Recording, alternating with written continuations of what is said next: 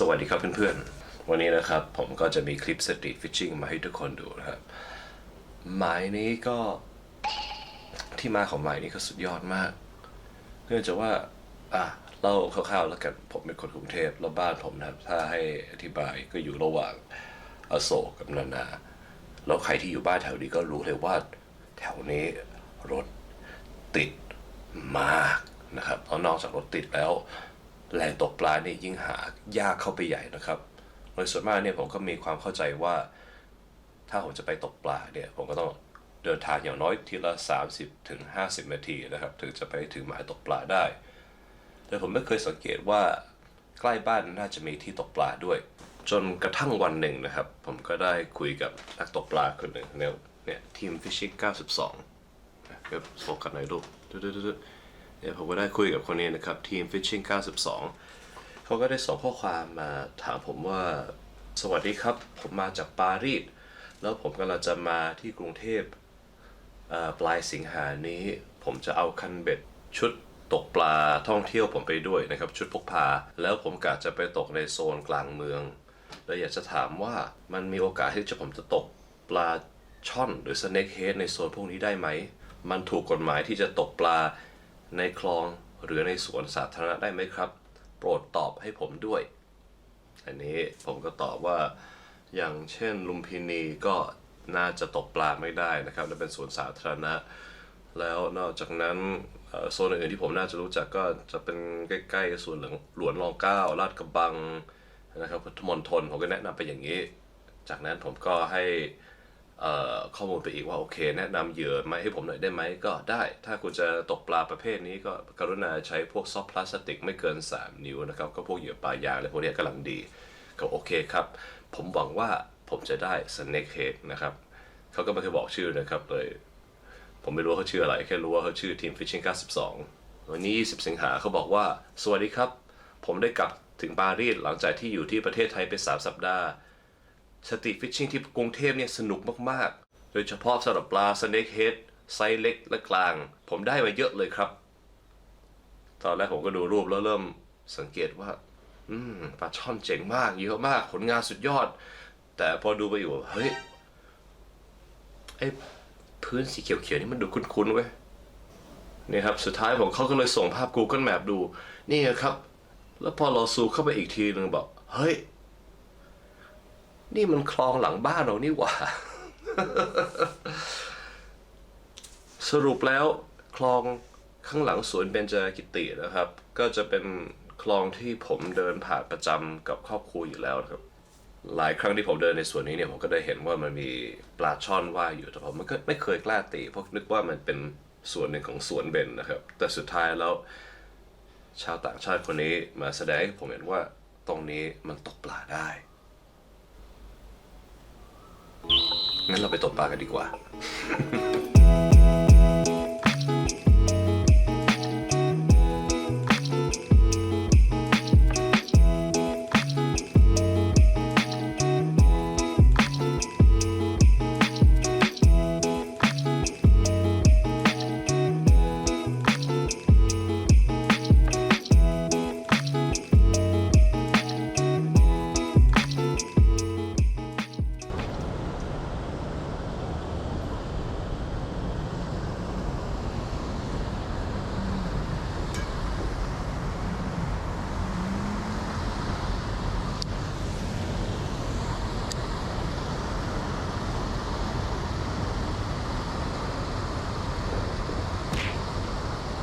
กัดแล้วครับ ไปแล้วครับ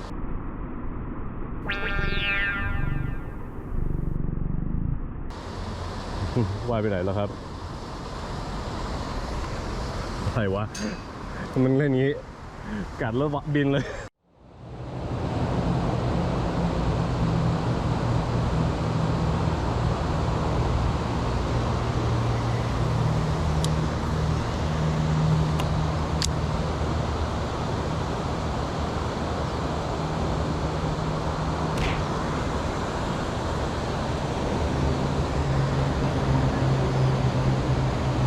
โอ้ยกัดแล้วคายเลยโอ้อะไรวะทำไม เฮ้ย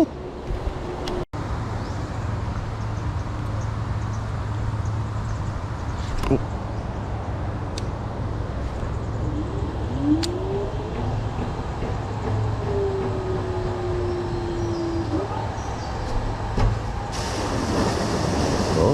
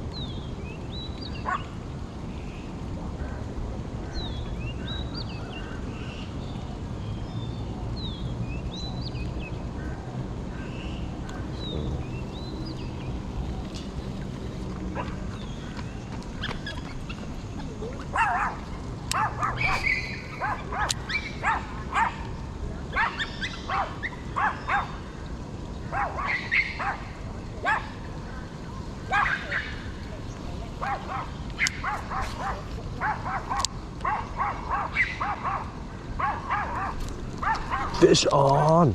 วู้ได้สักที อะไรที่มันเล็กแค่นี้เอง เล็กแค่นี้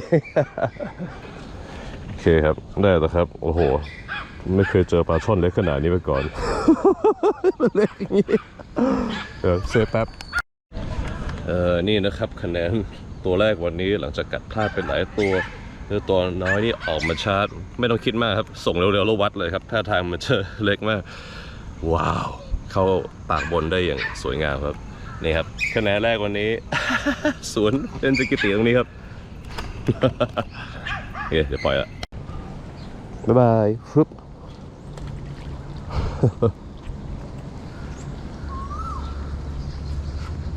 Thank you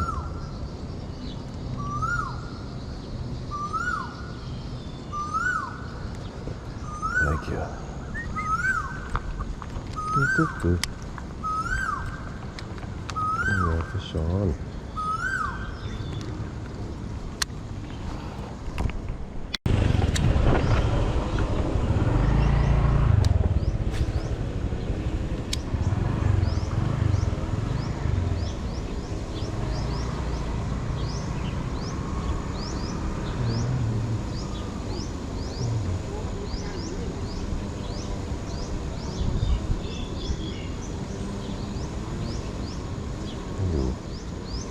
เล็กมาก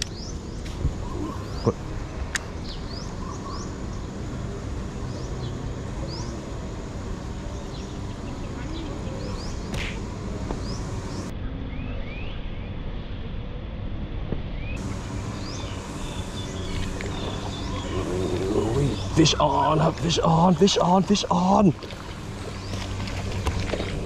โอ้โหอย่าแค่เบลอเลย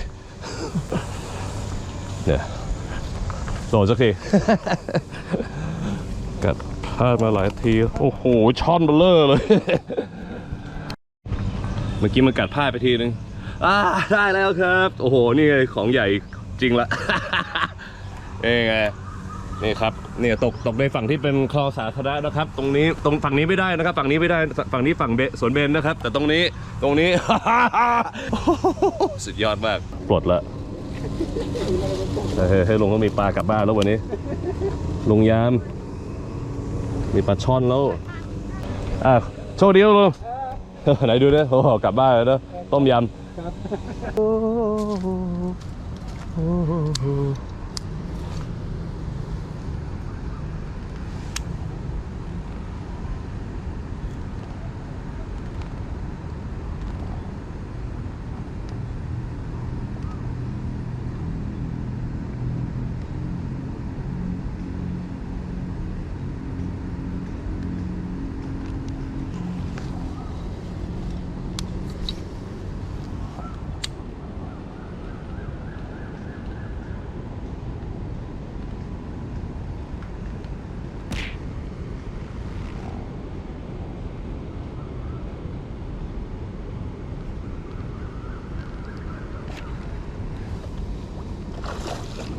แล้วครับ นี่ไงโอ้โหหนักเว้ยยกหน่อย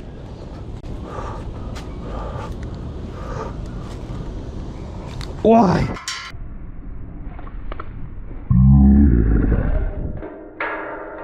หลุดไปแล้ว ใหญ่มากยังอยู่ครับยังดูโหปลาช่อนไซเบลเลอร์เลยยกไม่ขึ้น โอ้พระเจ้าสุดยอด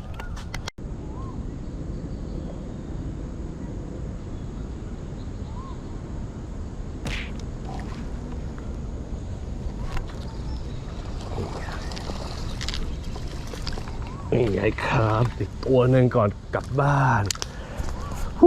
โอเคสุดยอดตัวนี้ก็ไซส์6 ขีด 7 ขีดอีกตัวหนึ่งนะครับว้าวกัดส่งวัดได้มันมากวันตัวนี้เราปล่อยละสงสัยต้องว่างๆต้องแวะไปตลาดคลองเตยหรือไม่ก็สั่งคนที่เลี้ยงปลาช่อนมาปล่อยปลาในคลองนี้หน่อยนะครับจะได้มีให้ผมตกเยอะ ดูโอ้โหจับมาให้ดูเดี๋ยวนี่ครับตัวหนึ่งครับเจอกันช่อนน้อยไปโตให้ใหญ่กว่านี้ซะโอเคตีหน่อยแล้วกลับบ้านปึ๊บ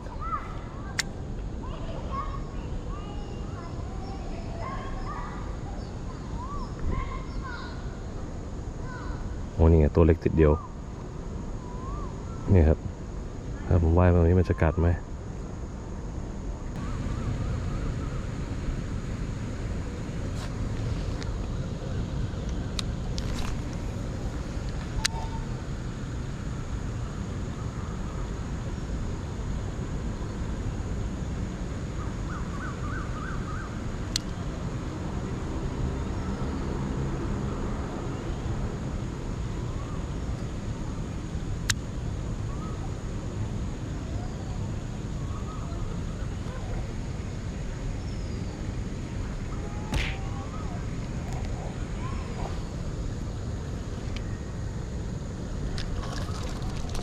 นี่ตัวหนึ่ง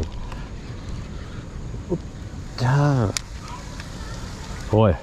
จะกลับบ้านแล้วเดี๋ยวตัวนี้มันถ่ายรูปครับน่าจะสัก4 ขีดตัวนี้ว้าว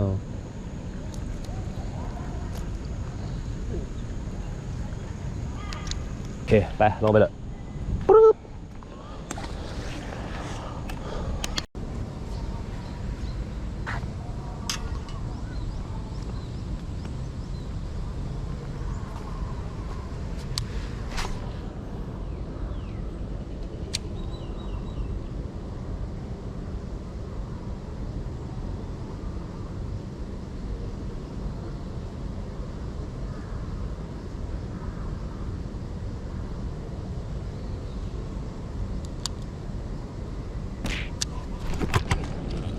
นี่ไงโอ้โหมันตัวนี้ว่ายโหดจังวะ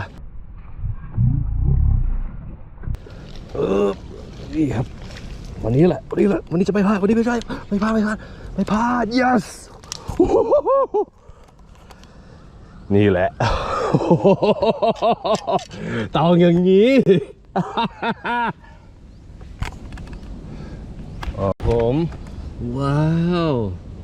โอเคเลยใช้ตัวนี้โอเคตกแล้วปล่อยแน่นอนครับแต่ตัวนี้เขาขอด้วย อยากได้เนอะตัวนี้เอาไหมอยากได้เหรอตัวนี้ไม่หมายถึงพี่ตกแล้วปล่อยผมตกแล้วปล่อยอะไรมันไม่ชอบกินมันเอาละอยากได้เนาะเดี๋ยวถือกล้องขึ้นหน่อยได้ไหมได้เนี่ยพี่คนนี้ชื่ออะไรเอ่ยชื่อตั้มครับผม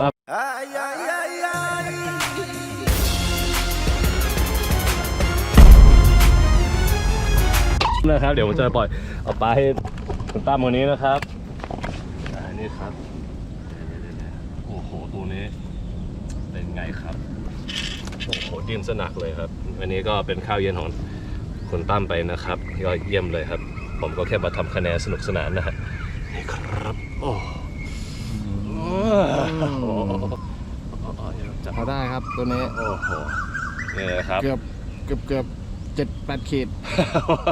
แล้วตั้มจะเอาไปทำอะไรครับเมนูนี้ วันนี้ก็ต้องไปทำแปะซะครับผม แปะซะนะฮะได้เลยครับ บ้านแถวไหนไปกินด้วยได้ป่ะ Enjoy ครับ Enjoy แปะซะให้อร่อยนะ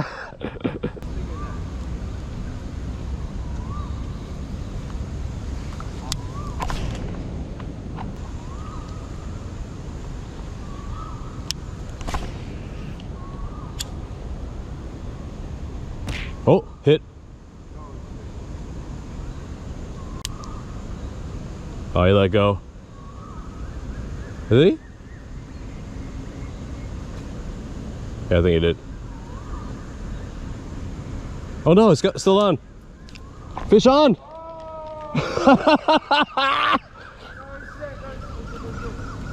Fish on! Whoa!